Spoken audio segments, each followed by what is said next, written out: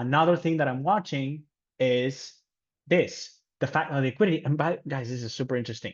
Liquidity actually peaked. You see this high here on December 9, I wrote about it on the Discord. If I remove the offset, if I get rid of this offset, boom. Let's get rid of the offset. Let's get rid of this, all these lines. We don't need these lines. Let's get rid of all this clutter. Too much clutter. Now let's get rid of the offset on the, because guess when this peak happened? I bet you won't guess when it happened, or maybe you do. Let's get rid of the offset, because remember, this chart is forward looking, 84 days. But if we just shift it to the present, right there, you can see that, you can see the peak. Where's the peak? September 16. So when did this peak in liquidity and this latest sell-off in liquidity, it's not technically a sell-off, this, well, what would you call it? Decline.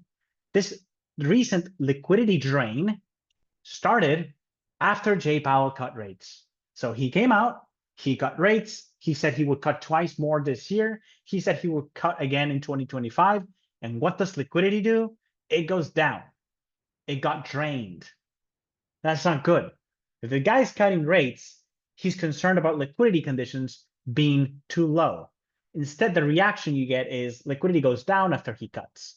Not good. This is not good. He's trying to lift liquidity higher. He's getting the opposite. There's some anecdotal evidence of that being the case also if you look at the bond market. Since Jay Powell cut rates, this is the same low. So it corresponds.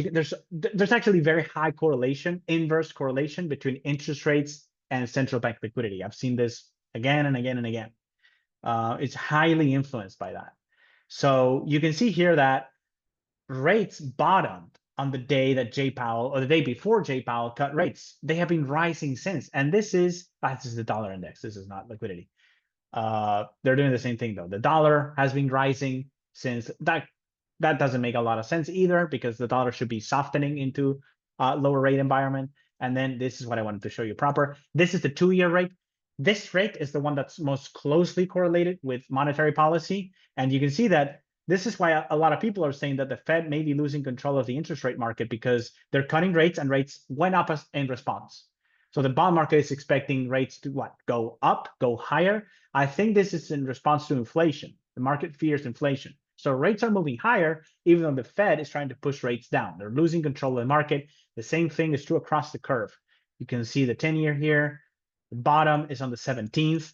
Initially, and I noticed this on the central banking liquidity indicator also. Initially, immediately after the Fed cut rates last week on the 17th, liquidity went up. I was like, okay, that's good. They're cutting rates. Liquidity is going up. So rates have been moving higher since the Fed cut rates. 30-year, I showed you 10-year. I would guess the 30-year is the one that's not moving as much. But they're all moving higher, and that's leading to a decline in liquidity.